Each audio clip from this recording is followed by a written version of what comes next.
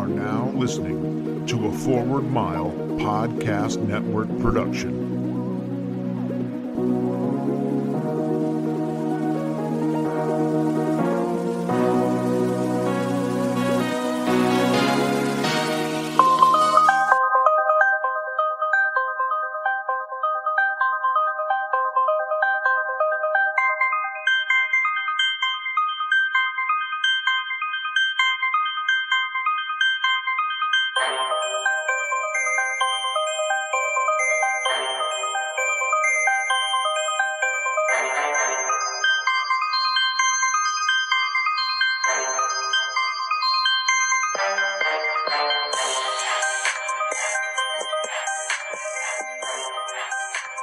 All right, welcome to the next edition of the Vegas Squares podcast. And in this podcast, I am flying solo in the studio once again, but I am joined by Token Tony on the phone, celebrating, popping bottles after his John Isner tennis bet has cashed. Yeah, it was looking like a sweat in the second set, but he won the first set pretty easily and then won in a tiebreaker in the second set, so paid off. Bet for the dog today. Risked it for the biscuit. That's the new hashtag. Yep. Well, you know, I know this podcast we're going to be talking a lot of NFL, but we'll put that on the side burner for a second.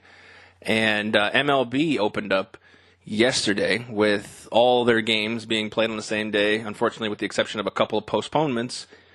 But the intention for all the teams to play was on one day was the first time in about 50 years. Did you get a chance to catch some of the games yesterday?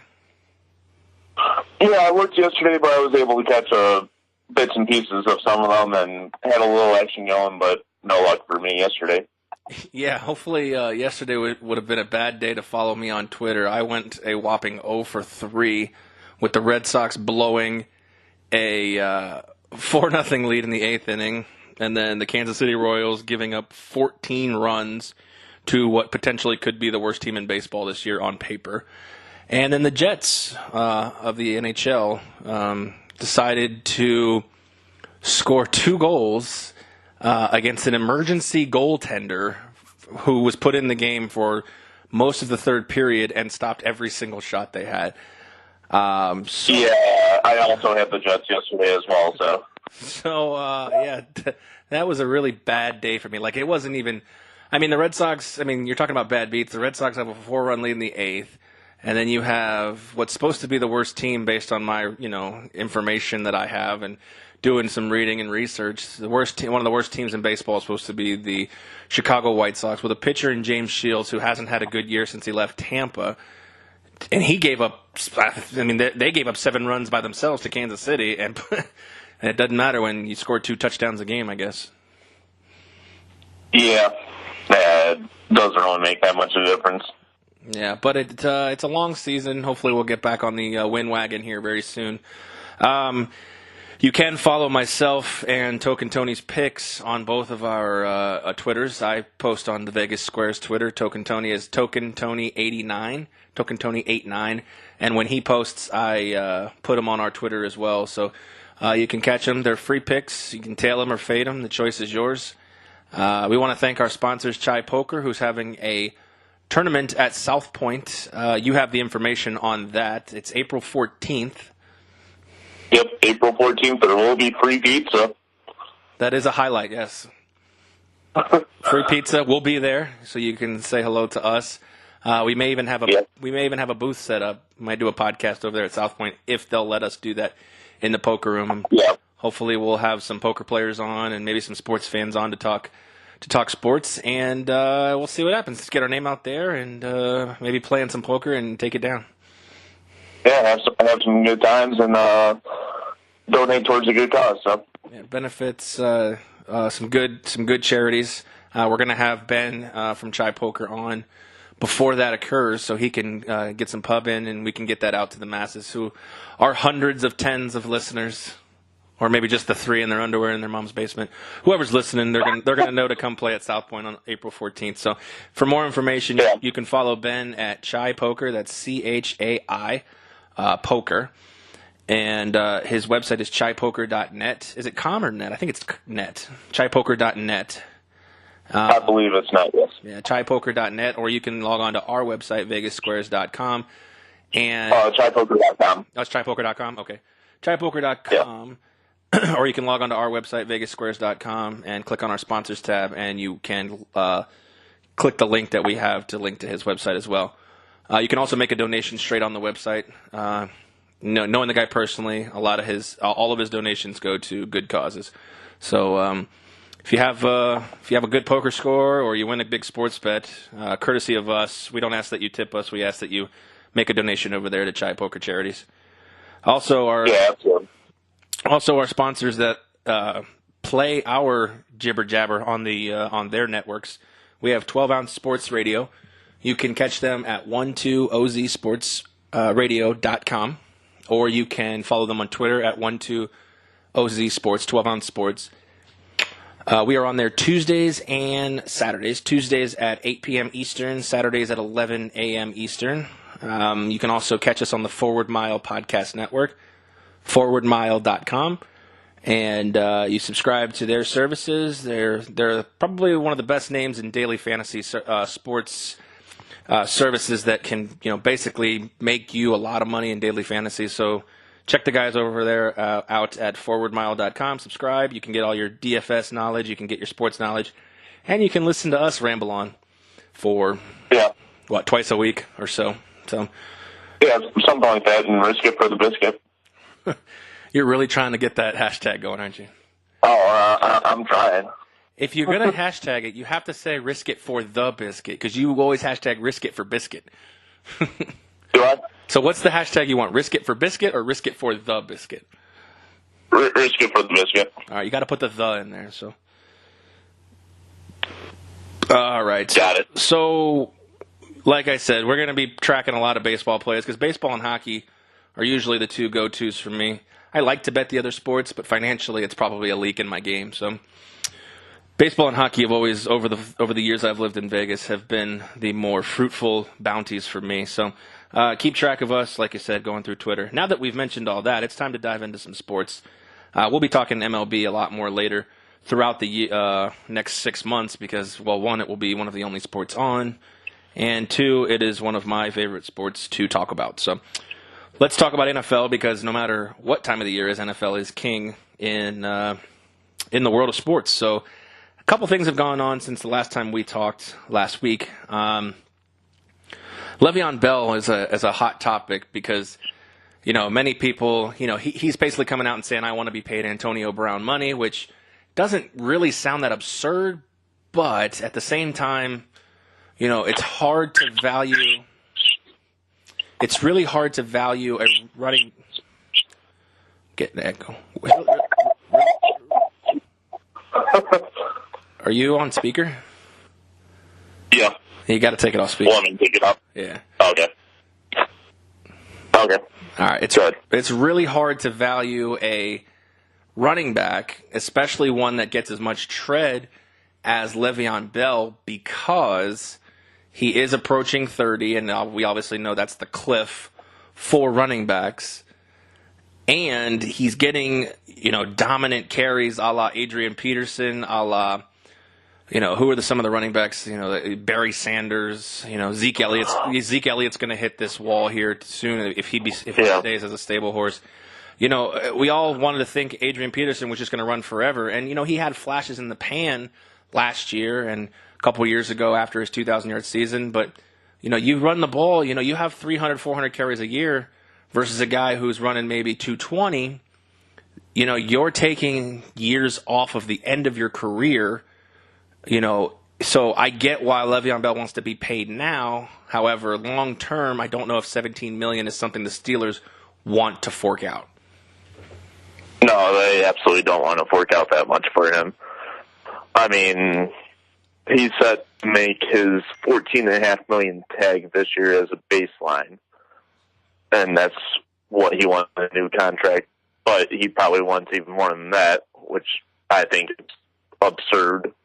But I mean, I could base his value reasonably at like $12 million per year, but I think something that benchmark highly 14.5 or anything like that is just absurdly high. Well, I mean, and the thing is at first glance, that's what you think. Oh, $17 million for a running back. That position's almost so null and void. But I mean, look at Le'Veon Bell. He had, I believe, he had 80 catches. So I mean, that's better than some receivers. He had 320 something carries. I think he had just under 500 plays that were targeted to him, whether it be through the run or the pass. So, you look at a guy who, I mean, I don't know, I can't off the top of my head, figure, let's just say on a mild stroke, on a whim, if they run 100 plays a game, which is high, it's huge. For 16 games, you're talking about 1,600, snaps on offense. Yeah, you're talking at least. You're talking at least a third. 30-40%. That's almost a third, and I don't believe 1,600 is the right number. I believe it's somewhere in the 80 range. So you're talking about 16 games minus 20 snaps a game is another. So you take 320 off. So you're talking about 1,300 snaps in a game or in a season for an offense. Let's just use that as the number. And this guy's been targeted or a part of a play action. He's been a decoy or targeted in 500 of them. So you're talking about over a third. So you're talking about, close to 40% of the snaps are Le'Veon Bell is used in some form. So at first glance, $17 million, you're like, holy cow. But, I mean, I'm pretty sure when I found out or when other people found out, $17 million for Antonio Brown, they're like, holy cow, that's, crazy money for a positional player that, has to be fed the ball. He doesn't have the ball in his hands every single play, which, like I said, you got probably, I don't know Ben's contract off the top of my head, but I'm sure he's right around the 17 to 23 million. You have, so let's just say he's 20 million on a rough estimate.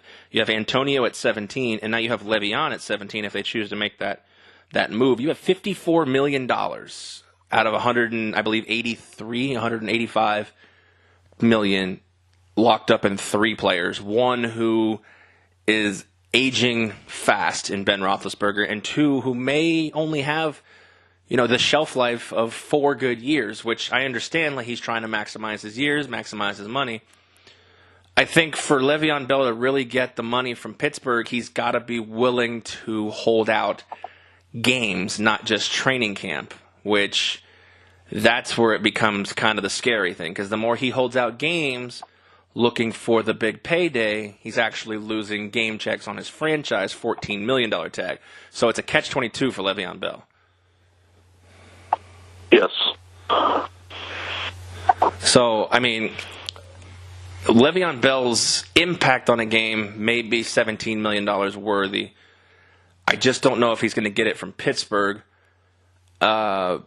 It's really hard to say. I mean, the guy's been hurt. He's also been suspended for dumb things. I think you gotta show Pittsburgh. Same with Odell Beckham Jr. with this last Instagram video with potentially cocaine within feet from him with some model in a bed smoking weed. You've got to prove to this organization that if they take a chance on you with that kind of investment, you're not going to miss games due to dumb things off the field. Because while they don't have to pay you for the games you're suspended, it also hurts them in the wallets of, when you're suspended for 4 games, that may make or break a decision for a fan to pony up the kind of money that the NFL is asking for seats. If they don't have Le'Veon Bell in that game, a casual on the fence fan may say, "Oh, I don't want to go to that game." I mean, I'll give you a perfect example. The year Brady was suspended for 4 games, they opened up the season in Arizona with Garoppolo. The tickets were The tickets were $330, I think, for some upper bowl seats in the corner.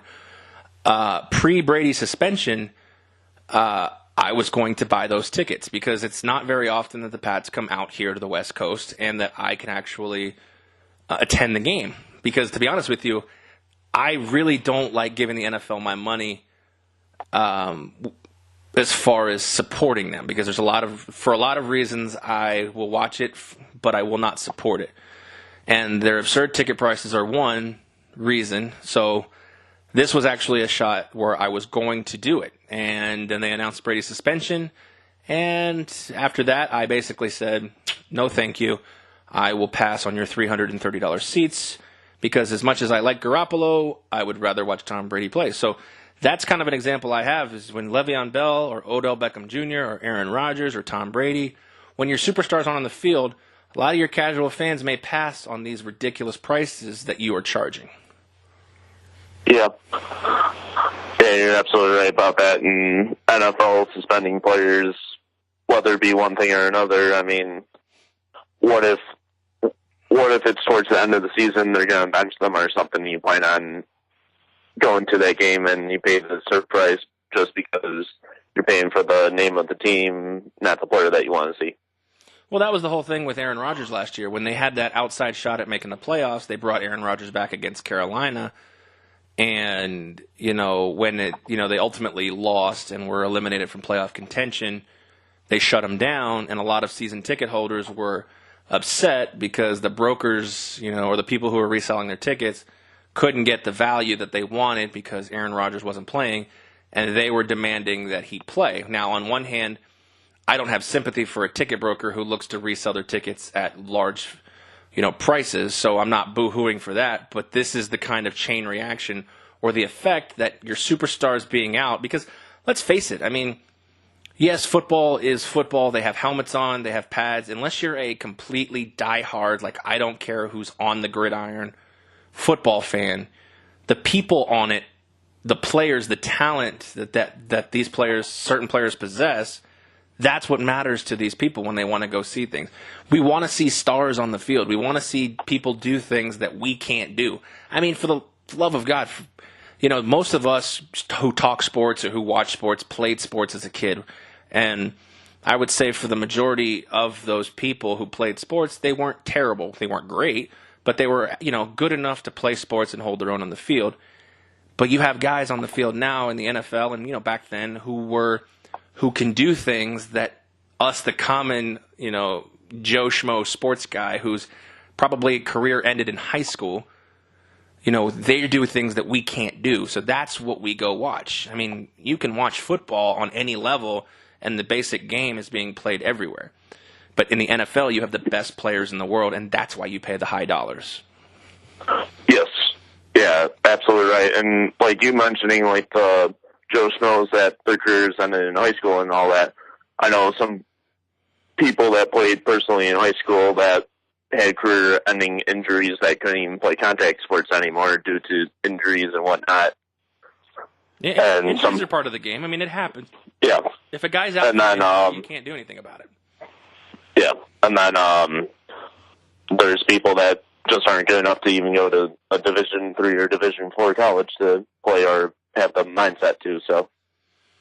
Yeah, no, I mean, I understand that. I mean, there's a lot of college football programs out there for people to play at, but, a lot of people, when, from personal experience, when you're facing a choice of a really good academic institution or going to play at a place you've never heard of in your entire life to potentially, yes, you can continue playing sports to that point where you probably don't have a future in professionalism, professional football as a profession. You got to kind of choose between: do I get a good education from a good institution, or do I just sacrifice maybe my education for another 4 years of football? You've got to kind of make that decision. A lot of people who aren't good enough to maybe play Division, what do you call it, the FBS or even the FCS, maybe Division III. You keep going for that one because every once in a while you can find a diamond in the rough. Anything lower than that, it's. I mean, you got to take a hard look at maybe getting a better education. Yeah, absolutely. It's more about looking for your future instead of playing at that point. To most people, I would say. Yeah, and who knows? Maybe you can walk on. And the thing is, if you go to, say you go to, Florida State to try to get a good education, you can take a shot at walking on to that program. And, you never know. You may be good enough, or you may have a niche on the team that they may need at the time, and they didn't recruit you. But, you go over there. I had a buddy, actually, who went and tried out. He was a kicker at Nice in Jacksonville, the same high school that Tim Tebow went to. He played on Tim Tebow's high school team, tried out, and made the team as a kicker. He only played 1 year and did not receive a scholarship, but he was not recruited out of high school, and they had a need at a place at the time, and he was given a spot on the team. So, I mean, you just never know. Things are crazy. That's cool. Yeah, so a little anecdote in my world. Let's see, what else we got? So circle back to Le'Veon Bell. I have a hard time paying him $17 million, but on the flip side, I understand and totally agree with his belief that he should be paid somewhere in the neighborhood of Antonio Brown money, because both of those players can change the dynamics of a game. However, I also subscribe to the belief that the franchise is built inside out. But, I mean, we're talking about two playmakers that are very transcendent. Like, I believe, and I had this discussion with a lot of people on Twitter, I believe a guy like Antonio Brown's worth $17 million. I don't believe a guy like Odell Beckham Jr. is worth $20 million. I absolutely agree with that. Yeah. It's an apples and oranges kind of sense. Antonio Brown, for the last 3-4 years, is in the MVP discussions, which no wide receiver has ever been in, with the exception of Jerry Rice. Jerry Rice is the only wide receiver to win an MVP. He's won it twice, and no other receiver has sniffed higher than third in NFL history. I remember writing an article about this for the Vegas Squares website. No receiver has ever finished better than third, and that person is Antonio Brown 3 times. So Antonio Brown at $17 million, the fact that I really have never seen anyone be able to cover him, I don't feel the same way about Beckham. I think he's a great receiver, and maybe at $12-13 million so that you can still build your team. The thing is $20 million, we've talked about this, it's a ninth of your salary cap. It's hard to, when you're the Giants and you need so many different pieces. When you're the Steelers and you're a few pieces away, maybe, that's what I'm saying, like with Le'Veon Bell, maybe 2 years, $17 million, 2 years, $34 million, or 2 years, 40, but you front load 1 year with 20, 21 million. If you can make the salary cap work, you keep this guy for his formative years, his prime years, which are the next 2 to 3 years. I can see the Steelers giving him this money, and as much as I think it's crazy to give it back like that, if they can give him this money in a contract that doesn't hamper them for the next few years, because I think, like I said, I don't want to dissuade Le'Veon Bell, but it's really hard for a back to get anything going past that 30 mark. It's just, as much as I'd like to see people buck trends, it's just shown itself to be true time and time again with every single running back. I thought Adrian Peterson this year would run wild, and it looks like that's not the case. So it's a situation where if you can make your salary cap work for the next 3 years and keep the core, and if Ben can stay healthy, this is your last chance at a title run before you've got to look to the future at quarterback, because I believe Ben is 36 or 35. So, and he's been beaten up a lot more than Brady, a lot more than Rodgers, and I don't think he subscribes to that same nutritional theory as Tom Brady of keeping his body. He's a big boy, so if they can make it financially work, as crazy as it is for me to say something like that, Le'Veon Bell is one of the best backs in the league, and if that's what it takes to keep the guy for the next 2 to 3 years, and you can make it work in your salary cap, I think they gotta really take a long, hard look at it. Yeah. No, if the Steelers have enough room in their cap to pay him the money, and they definitely want to keep him, I mean, he's definitely worth keeping in my mind, because he is one of those playmakers that's always on the field, even if he's not involved in a play, like you said, in play action as a decoy, or even maybe as a blocking back. I mean, he makes a difference whether he's got the ball in his hands or whether he's blocking for Ben. So I always wonder in a situation like this, and I've wondered this a long time, and I've talked to people, and I never really got a straight answer, because the only answer I get is, well, you can't really do that. But I mean, for me, I say, why not? A situation like this. Okay, so just kind of follow me here. Okay, so you have the Pittsburgh Steelers. They play in Pittsburgh at Heinz Field, correct? Yes. Okay, so you sign this guy to $11, $12 million against your salary cap, or 10, $11 million, whatever, some number in that area.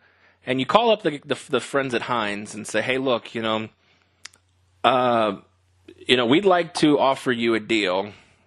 We'll give you a 6. I don't know what they pay for the naming rights to Heinz Field, but we'll cut you a deal on the next time your naming rights contract comes up to continue at Heinz Field. If you can make Le'Veon Bell the face of Heinz ketchup for the next 3 years at let's say another $7 million a year, because I'm sure Heinz has $7 million each year to do something like this, and say, look, you make Le'Veon your spokesman, you pay him this much dollars, he does some commercials, some promo work for Heinz, and now Le'Veon makes 10 from the team and $7 million backdoor from Heinz ketchup or Heinz products or whatever the hell else they make. And then you have your $17 million, and Pittsburgh's only on the hook for 10 of it. I always wonder. Yeah, and it frees up cap space and gets your maybe that one difference maker player that you need that's worth like $3 to $4 million that you kind of really need to fill in that little hole that you have. Now, I'm sure this is highly illegal. Like, I'm sure there's a reason that this doesn't happen because they can't do it. But, I've never heard anyone tell me that it is. Like, I've never heard anyone tell me it's against the rules, it's against the collective bargaining agreement or anything like that. Look at Peyton Manning. Peyton Manning was, an $18 million quarterback. I don't know his exact salary of what he was making. But, he was in Sprint commercials, Gatorade commercials, DirecTV commercials. That guy was bringing in a lot more than $18 million. I'm not saying Jim Irsay had a hand in it, but he may have called around and maybe, because Peyton Manning should have probably been one of the first $25 to $30 million quarterbacks. And Tom Brady as well, but we know Tom Brady has structured his deals to keep his teams competitive. And plus his wife has a Brinks mountain of money, so he's not too terribly worried about financials. But both of those guys could have and probably should have been $30 million quarterbacks. There's no question about that. But I never knew if there was a way, like, okay, I'm trying to think of somebody off the top of my head, an NFL owner who has a business that's who's an owner in sports that has a business that's recognizable? Like, I know Mark Cuban had bid.com for a long time. Let's just take him, one of his companies. I could see in a situation he signs Dirk Nowitzki to this contract and then says, hey, look, I want to pay you $40 million, but if I give it to you all in the salary, you're gonna have no one around you to ever compete. So can I give you, $18 million and then make you a spokesperson for all of my different diversified companies, and I can write that through my business and pay you through that. I'm curious if you guys, anybody knows, just tweet us or send us an email at vegassquares@gmail.com or tweet us at vegassquares if that either does happen or it's either illegal to happen. I'm sure in some way it's illegal to have it happen. I'm actually trying to look up rules, but I'm not finding any direct rule about it. So, okay, that's fair enough. Well, what are your thoughts? If you owned a team, would you do something like that? I would try and do it if it's definitely legal.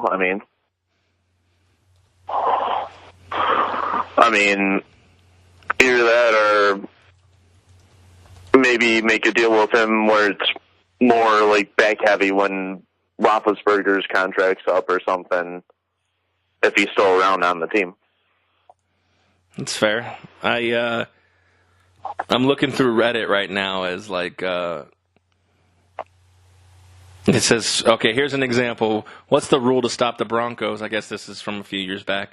From paying Peyton $1 million a year and then giving him $15 million a year to be a front office executive after he retires. What's the rule to stop them from giving money to a player's wife, mom, or making a quote-unquote donation to get around the cap? And then somebody posted that, well, as far as back-end agreements, it is illegal in the NFL, but it happens in basketball all the time. Okay. So it says these are rich men and paying them under the table. See, now that's that's a different story because that would be like paying somebody under the table. Like I used to have a job in college delivering pizzas and making pizzas where the guy paid us in cash every time. So that's I don't know if this is kind of the shoe fits this question. I don't know if we'll ever really find an answer to it. I'm sure it's kind of a hush-hush thing that the NFL really doesn't want to talk about. But, I mean, I've always kind of wondered it, Hey, look, I'll write, I'll sign you for $9 million. Or, you sign up for something that doesn't make it sound ludicrous. Hey, look, I'll give you 10 over 5, or excuse me, 50 over 5, $10 million a year. And then I'll make another $50 million donation to your charity, quote unquote, Yeah, so you can write it off for your taxes or whatever, yeah. Yeah, or you can take the $40 million, and then have $10 million to actually donate to your charity. I don't know. I've never seen anything that discredits that as illegal or, you know what I'm saying? It's just kind of a weird thing. I can't find anything else on Google that even has any relevance to my search question, which was basically, are NFL owners able to pay players on the side? And I got NFL owners refuse to give in to Trump's anthem protest. NFL just sold Kaepernick's protest for $100 million. Eric Reed can't get a job because he protested. I mean, this is not what I searched at all. Yeah. Well, I'm trying to look on NFL PA, the rules and all that. And I'm still not finding anything at the moment. So yeah, it's all good. I was just kind of more curious. Yeah. It's a question I've always asked, probably for the better part of my adult life. I'm just like, if I was a person like Brady, and something that may be even happening to Brady. I'm not making any accusations, but I mean, hey, look, we'll pay you. I mean, at some points in his contract, he was only making $9 million. $9 million for a quarterback winning Super Bowls is absurd. I mean, absurd in a good way. It helps the team. Yeah. Continue to do exactly what they did. And I could see, a performance bonus of $20 million if he won the Super Bowl. I could see something like that happening. Or a, hey, look, we'll buy we'll buy your house or buy you a house or make a write a check, a donation to your charity of choice, which may be Tom Brady's Pocket Foundation. I don't know. To me, it's just kind of like, if you're really good at that, what's to stop you from doing exactly that? So I don't know. It's just kind of, I know we've got off on a crazy tangent, so we'll talk about another quarterback who could be in line to make some money. And they interviewed Hugh Jackson just recently, and he had a lot of positive things to say about Baker Mayfield. Calling him, the what do they call him, the Pied Piper of Oklahoma. And Hugh Jackson just, basically, I don't know. In this time before the NFL draft, you never really know how a person's thinking, because what they could say could either be the truth, it could be a setup to get teams interested in a player you're not interested in, for trade value, or you never really, you have to take everything with a grain of salt, because you kind of have to decode exactly what a coach is saying. But I mean, could we see a situation where Baker Mayfield goes number 1 to the Browns? I could see somewhat of a situation like that. In my mind, you see a better shot of the Browns trading away the number 1 pick than taking Baker at number 1, though. You keep saying that, but I feel like this is the year where there's at least 2 prospects, maybe 3, maybe 4, maybe 5, but at least 2 prospects where, in my mind, I think they just can't miss.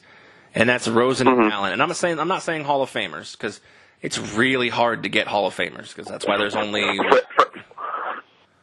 it's really hard to get a lot of Hall of Famers, because there's not that many in the Hall of Fame. So, I mean, yeah.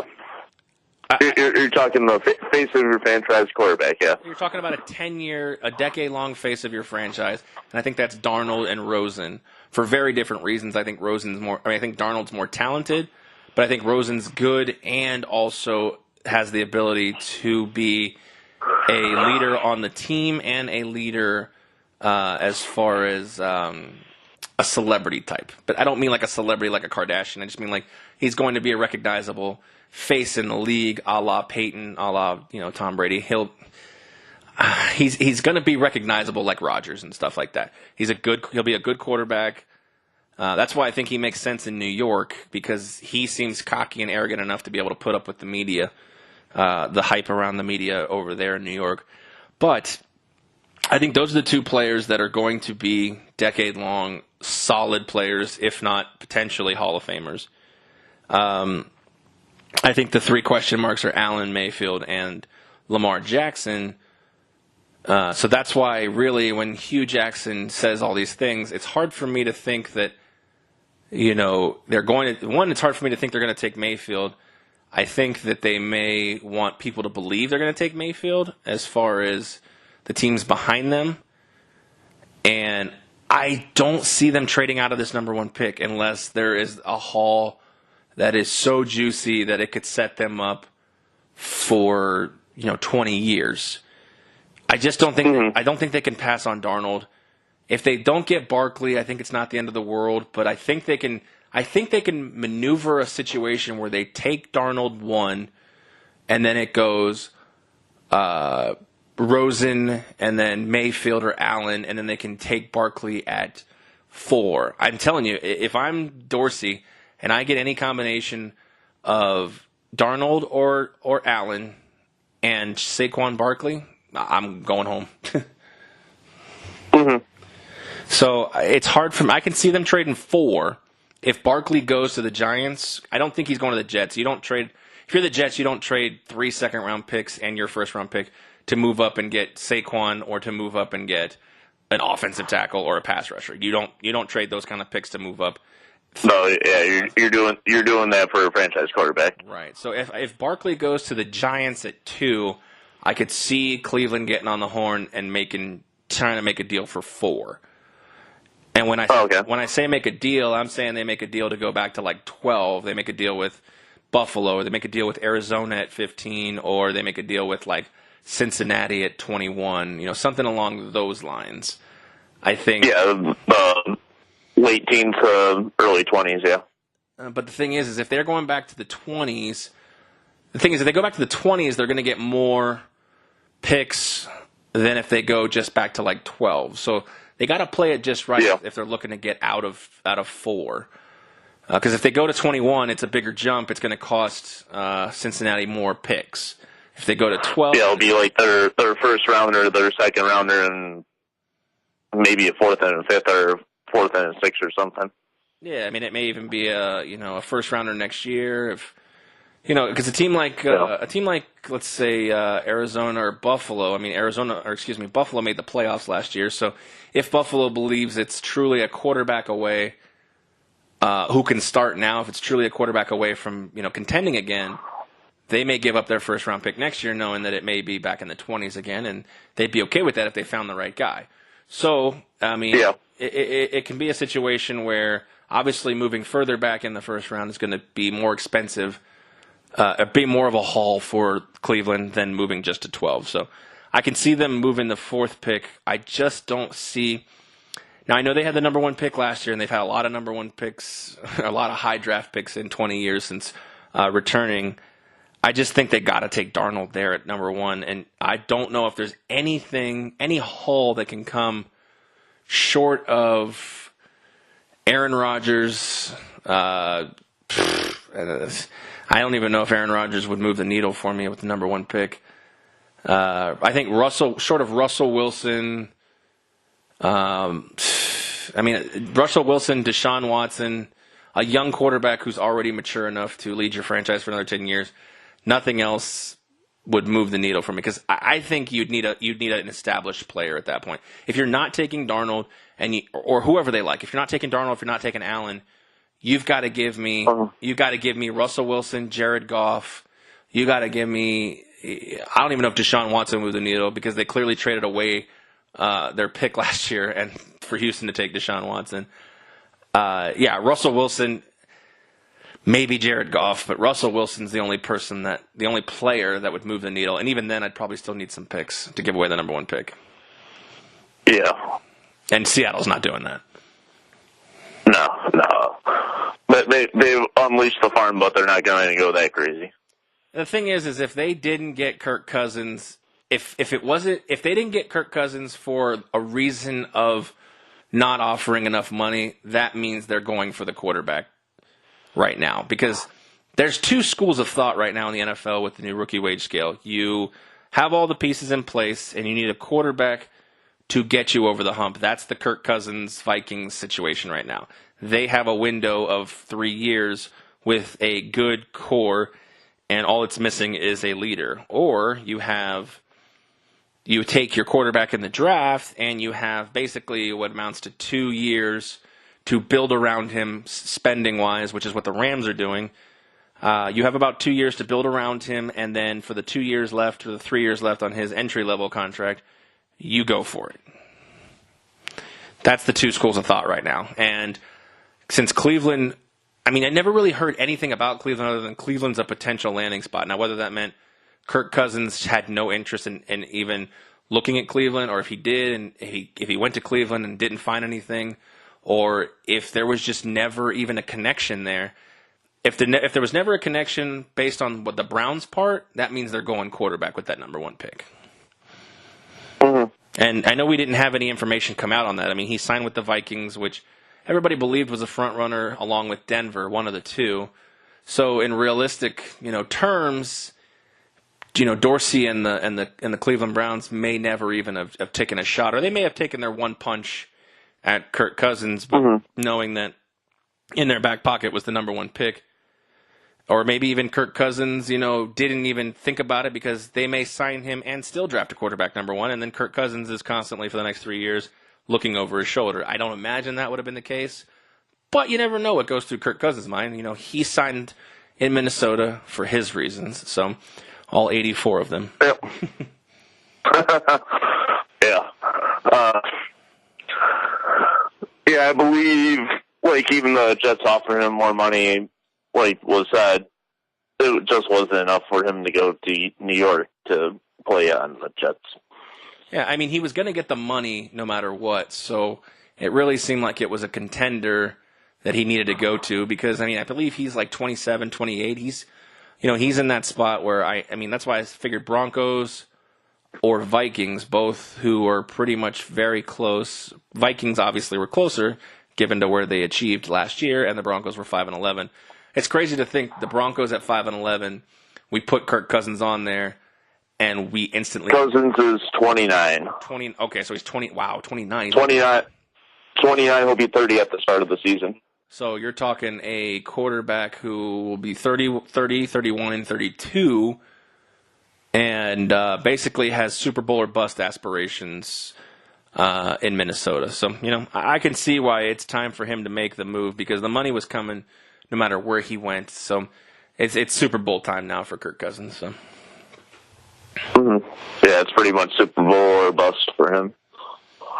So what are your thoughts on the I don't know if it's a new catch rule or reverting to the old catch rule or we're merging the two catch rules or this all started with your guy Calvin Johnson and it has just spiraled into a cornucopia of mayhem. Yeah, what we're looking at, 10 years of this rule that was in place or something like that, maybe even a little more. And, the last couple of years, it's just, I don't even think players knew what was going to be a catch or not even on the field. Well, that's the thing. You go to these replays and you look at them and you're like, even in the Super Bowl, we've talked about that Clement play, and the NFL has come out and said that probably was incomplete. I will end my bitterness on just saying that. But when we sat there, we had a party at our house. You were here, you were there, and you're watching that, and half the people are like, "Yeah, he caught it," and the other half are like, "I don't know, the ball wiggles right there. Then he has to reestablish getting his feet inbounds, and then he steps out, and then when he falls, it jiggles a little bit. You got a room divided at that point. Yeah, I was in the half that thought it was incomplete. it was like the other night we went to it was the Vegas Golden Knights game against. It wasn't against Arizona. Who'd they beat to clinch the playoffs? The Avalanche? No, yeah, the Avalanche. Yeah. And the Avalanche. The goalie interference? Yes, the Avalanche, the one goal they had, the guy bumped Fleury, and I'm looking at it, I'm watching the replay, and the whole stadium's going, no, no, no, no, no, and I'm looking at it like, it really wouldn't shock me either decision they made. Because I'm not sure, because I don't know what the hell goaltender interference is. He clearly bumped him, but he bumped him into a place where he reestablished himself to try to block the shot, but he didn't. So is that considered goal interference because the bump actually was advantageous to Fleury? So, and then I'm like, I think they're going to leave it a goal because they made it a goal on the ice. So it's the same thing with the NFL. It's like, you have these, they make the play, and most of the time they're like, the call on the field stands. It's not confirmed. It's not overturned. It's not, the call on the field is correct. It's just, we really don't know. So whatever we called, we're going to stick with. And that doesn't always bode well the best interest of the game, because you're like, and you don't want to slow the game down truly, because then that becomes another problem, because that's the catch-22. It's like, okay, if we want to sit here and take enough time to get it right, the Clement play, the Zach Ertz play, the Jesse James play, the Kelvin Benjamin play, I mean, the list goes on and on. These are just some of the central figures from this season. The Calvin Johnson. The NFL has come out and said Dez caught it. I still believe Dez caught that ball, and I still believe the NFL gets better ratings and more dollars when the Cowboys get what's the word I'm looking for? When the Cowboys get hosed, I guess. When the Cowboys are bad, screwed over. Yeah. When the Cowboys get hosed, it's better for the NFL, because it's just like the Patriots. You either love the Patriots or you absolutely despise the Patriots, or you either love the Cowboys or you absolutely despise them. Like, I don't have that kind of. I mean, obviously I love the Patriots, but like, I don't like the Dallas Cowboys. But like, a team like Green Bay, I'm like, meh. I don't care for them either way. Like, I don't like them. I don't hate them. They're just a team. Tampa Bay, I don't like them. I don't hate them. They're just a team. Miami, they're whatever. They're just a team. Unless but there's from my perspective, like you said, Green Bay, I don't like them, but they're not my least favorite team. Right. So it's a situation where I will always say, even before this whole thing came out, Dez caught that football, made two moves, and then when he dove into the end zone, that's when the ball popped loose. I'm like, okay, if you want to give him the ball back where he was, falling, whatever, but, or put the ball where he lost control or whatever, yeah. Put the ball on the one, but he caught that football. Now, that's the thing. I mean, now we're looking at a situation where you go under the hood and anything can happen. So, I mean, they're trying to make a simplified catch rule. I don't think they changed anything. I mean, they're talking about changing it, but they're like putting 2 feet in bounds, making a football move, or taking a third step. Yeah, that's great. So what about the catches on the sidelines where he catches it, tiptoes, but then when he falls to the ground, the ball squirts out. So that's now a catch? I mean, I thought, I had no problem with the finishing the play. I never had a problem with, if you catch it, tap your feet, go down, and when you hit the ground, the ball pops out. That's an incomplete pass. You did not catch the ball. Yeah, you gotta complete the process, yeah. Yeah, I know that complete the process has been the trigger word and the big, oh my God, complete the process. What's the process? But, call it what you want. That is part of catching a football. If you're sitting in the backyard and you're playing catch and you're running routes and your dad's throwing you the football and you catch it and you dive, and then when you dive and then you roll, and, as you roll, the ball pops out, that's not a catch. It's not. Or when you catch it and turn and fall, and when you fall, the ball hits the ground and pops up, that's not a catch. Clearly the ground caused you to not catch the ball. I mean, I really think that the NFL got succumbed to peer pressure because a lot of these calls happened against Dallas and New England.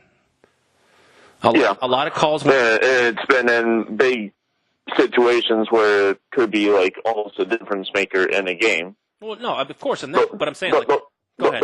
Those two plays, not exactly, but there's been some at the end of the game, like the Kelvin Johnson one against the Bears, that pretty much stirred up this conversation.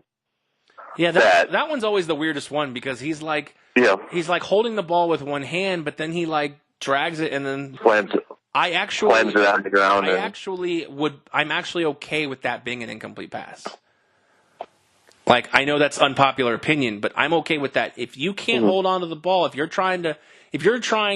not trying to finish the catch, you're trying to get up and celebrate, it's like the same guys who run back a punt or run back an interception and drop, and they're running like Deshaun Jackson, and you drop the football at the 1 yard line. Like, you're a fucking idiot. Like, finish catching the ball and then you can celebrate. Finish getting in the end zone and then you can celebrate. Yep.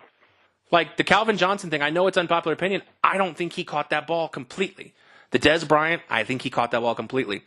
Like the situations this year, I mean, you talk about the Brandon Cooks catch against Carolina. It should not have been a catch. He bobbled the ball just a smidge, but they ruled it a catch. And then in that same turn, you had the Austin Seferian-Jenkins fumble that was ruled a touchback in the Patriots-Jets game, where he was diving for the pylon, and when he dove, he didn't break the plane yet, fumbled the ball, and as he was crossing the plane, the plane, he then, after that, maintained, or he was losing possession as he crossed the plane, and then went over out of bounds and then retained possession. Well, by the time you retain possession, you're out of bounds in the end zone. That's a touchback. So, and then you have the Kelvin Benjamin, which I thought was a catch, but because I don't know. I thought he got this both feet in. That, to me, was a catch. They should have beaten the Patriots in that game. Like, I believe, honestly, because a lot of those calls, I haven't even talked about the Pittsburgh one and the Zach Ertz one. I mean, you're talking about 5 separate instances of catch or no catch in Patriots games. I think that was one of the big reasons why the competition committee did it.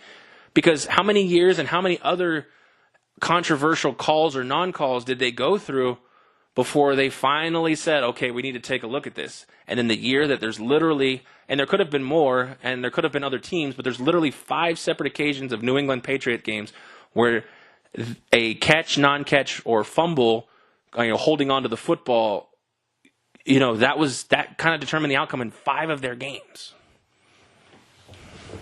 Yeah, it's a little overwhelming. What's your thoughts about, like, this relates to even what you said about goaltender interference and stuff. What if you have one set committee of 5 people that determine whether the ball was a catch or whether there was goaltender interference on the play or whatnot, just to make it all even in understanding, but based on the rules that were in place? Would you see more consistency, or? Well, I mean, you would see consistency if it was the same 5 people every Sunday or Monday. Mm-hmm. You would see consistency in sense of that, because you're right. You have 16 different referees who go under the hood and might have 16 different interpretations of the catch rule. That's the thing. I mean, like we said, sometimes you see pass interference on one play that looks suspect, and then you see you see no pass interference on a play that the guy's draped all over him. There's the old adage in football, you could call holding on every single play. Everybody's heard that in their life, So it's really hard. And the thing is the problem is as technology gets so much better, we have so much more access to watching these things because we get replays and we get slow-mos and we get toned down. These guys watch things in real time. It's hard to say, you can't say it's hard to say the ref blew it because they do pretty well. And then you have, 3 or 4 instances in a game where, they have to go under the hood. And, they have their own everybody has their own interpretation. So what you're saying as far as creating a concrete set of rules and having a concrete set of people determine that, I think it would be fine. I just don't know if that really solves much. Now you're just it's basically this. I think it's basically the same as the college football playoff committee. Now I have this set group of people who I don't really know, even though it's public. I know, they're usually like, the problem I have with the committee, the playoff committee, is the fact that it's made up of people from schools where, mostly Power 5 schools, but it's made up of people associated with big schools, where they can show their bias. With this committee, either in the NHL or the NFL, they could effectively set standards for what's a catch and all these different nuances that are coming out as football adapts. But then they're basically the same as a college football playoff committee. Now they're telling me what a catch is, and they kind of start controlling the outcomes of games because, yes, they've given me a set of rules. I mean, like I said, let's go back to the committee. Oh, yes, losses matter, but then they don't matter if you lose, when you lose, but then it matters, how you lose or who you lose to. Now you're talking about, well, it does matter if he got 2 feet in, but then he made an effort to secure the ball as he got crushed by, you're opening.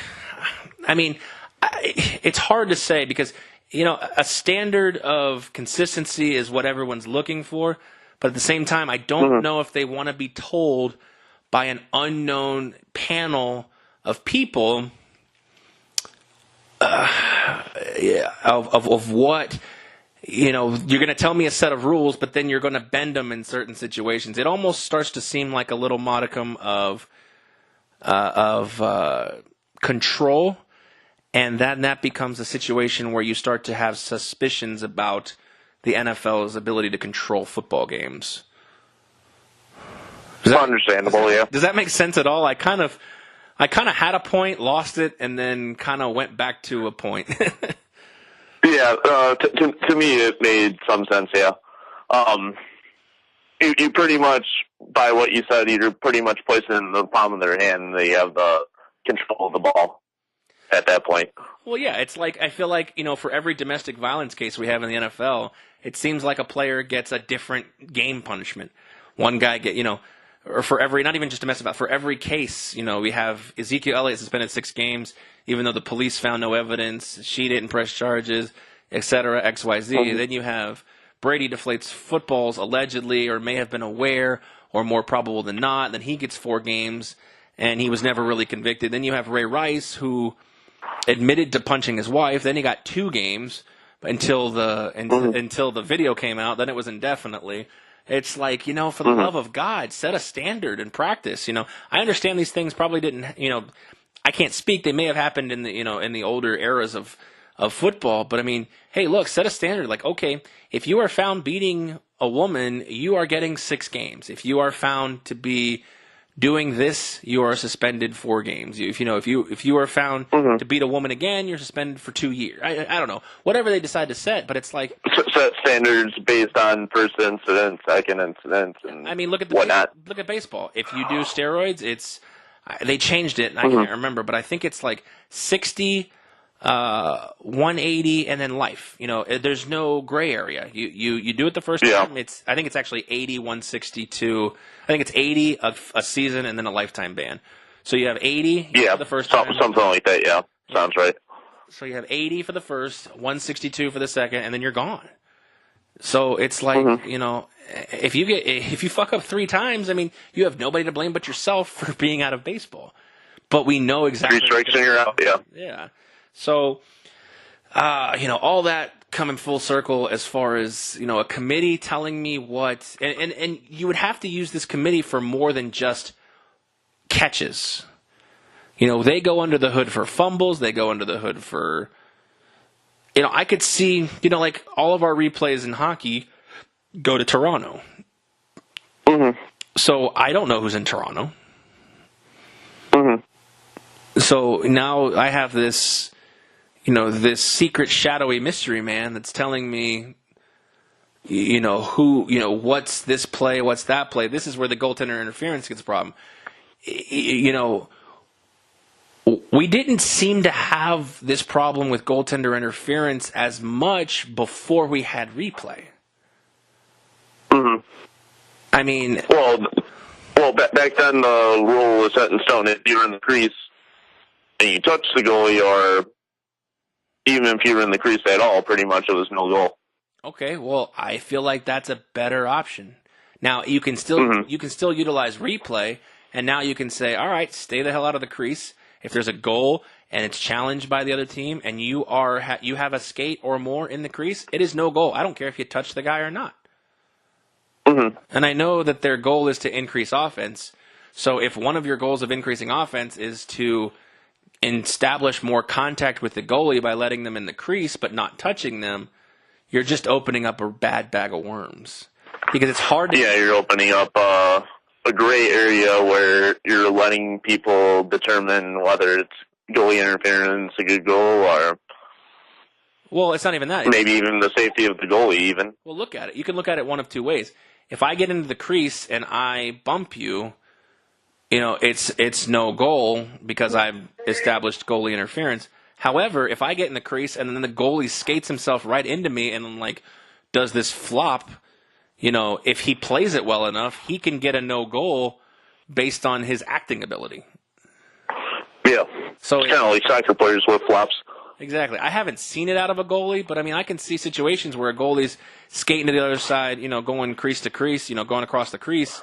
And kind of sells it. Well, he can see the guy, and he says, well, if I just skate across the crease about 6 inches forward, I can get my helmet to, hit his butt or hit his side area and get a goaltender interference versus actually trying to stop a Zdeno Chara slap shot. Yeah. Yeah, I would take the butt to the face and then a slap shot to the face. Oh, every day and twice on Sunday. So, I know we've tangented this a little bit, but it's really hard. I really think technology, and it's crazy to think this because in the beginning, people said this, especially in baseball. They're like, technology is going to be bad for these games because people are going to get so much more in depth into things that they never were before. They say this. It's a phrase that was used a lot more back in the day when I was growing up. There is a human element to this game, and sometimes, unfortunately, you're on the wrong side of that human element. And as much as we've increased technology, there's still a human element to the game that with the catch rule, with the fairs or the fouls, with the strike zone even, and with the strike zone, with goalie interference. I don't know of anything off the top of my head in basketball. All the replays they do within 2 minutes of, who touched the ball before it went out. Sometimes technology still can't overcome that human element because as much technology as you have, one guy or a committee of guys, as you propose, is still controlling that game. You put these officials on there, and sometimes they make a mistake, and sometimes they don't. But now we as fans have so much more analysis and insight. It almost seems like you should just take a panel of dudes sitting at home at this point, and majority rules. What's the difference? No, I absolutely agree with that one and that argument, but what do they do? And I don't know. If you have a panel of 5 guys, replays. Remember when replays had a clock on them? It was like you got 2 minutes to look at that hood, and then the camera shut off. I remember in the early stages of replay, I think they got like 90 seconds to 2 minutes, and then the camera shut off, and they had to make a decision. So it's like, yeah.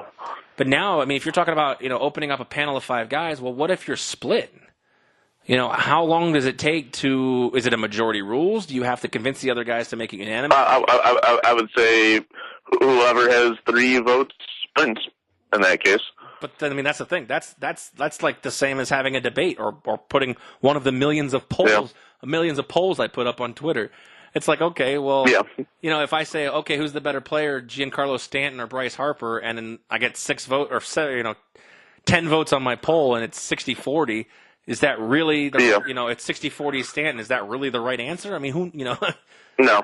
You never know. It's opinion at that point, and I know that's the best we can do until we actually develop technology. That in people's cleats and in people's I like the technology that the NHL has that they put in the jerseys, how they track ice time. When a player steps on the ice, they start tracking his ice time. So. I know that's a whole different story. That's just ice. That's just tracking stats. But I'm saying until we have the technology to completely, I know we have. That's the crazy thing. We have technology right now to call balls and strikes, but we don't use it as the official method of calling balls and strikes. Mm-hmm. What was it called? Quest Tech or something like that? I don't know, whatever it was called. Something like that, yeah. And we actually have that, and so if a home plate umpire still wants to be involved, I mean, put him by the backstop. He makes calls at home. Even the calls that they make at first, second, third, and home are still able to be reviewed. So it's until we have a base that lights up when he touches it, so you can see the light up when he touches it before the ball connects. So I don't know what technology could come around to make. You don't want to make referees, officials, and umpires obsolete, but the only way to fully have 100% accuracy is to develop a technology that would eliminate officials, referees, and umpires. Mm-hmm. And I don't know if we're there yet. I don't know if we'll ever be there. I don't know if that's necessarily financially the best thing to do, or popularity-wise, I don't know if that's the best thing to do. So it's hard to say. There's always going to be a human element, and there's always going to be controversial plays, because at the same time, while we want to get the play right, situations like Corey Clement's non-catch in the NFL, which I just posted on Facebook 4 months later, after they're talking about the rules, is exactly that. I'm still talking about the Super Bowl. Well, not 4 months later, 2 months later. I'm still talking about the Super Bowl. Yeah. That's exactly what they wanted. Yeah, that publicity and that talking about it and all that. No, I see in my mind never that we get rid of refs or officials or anything like that. No. I say they always are going to be there no matter how much replays and all that we have. And I'm fine with that. And you know what? And, bad calls are part of life. It's unfortunate. And we wanted technology to make it better. And on some levels it has, but on the same levels it hasn't. Because as close as we can see, like I said, in that Golden Knights game against the Avalanche, I literally said to myself and to Desiree and to the people around me, I said, they're going to leave it as a goal because they called it a goal on the ice. Called it a goal on the, yeah.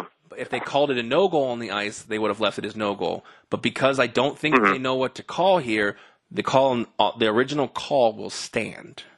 And that's exactly what happened. They said the call on the ice. Yeah, and they usually word it that way. If there's not enough evidence to overturn it, they say stands instead of it's confirmed or overturned. Or that's what they said. They said the call on the ice stands as a good goal, and that's what happened. Mm-hmm. So, anyways, well, that was a pretty good podcast, I'd say. So let's wrap it up there, and I will congratulate you on your John Isner bet. Keep the winners coming, and you can follow Token Tony on Twitter at TokenTony89, or I'll post his picks at Vegas Squares on Twitter. Yep. So it'll be hashtag risk it for the biscuit. Risk it for the biscuit. So you can always search the hashtag risk it for the biscuit as well. So with all that being said, I am Anthony. I am Aaron. That is Anthony on the phone. We appreciate you listening to our podcast, and we'll be back with Spike on the next one. And thanks for listening. Have a great rest of your weekend. Go Loyola. Yep.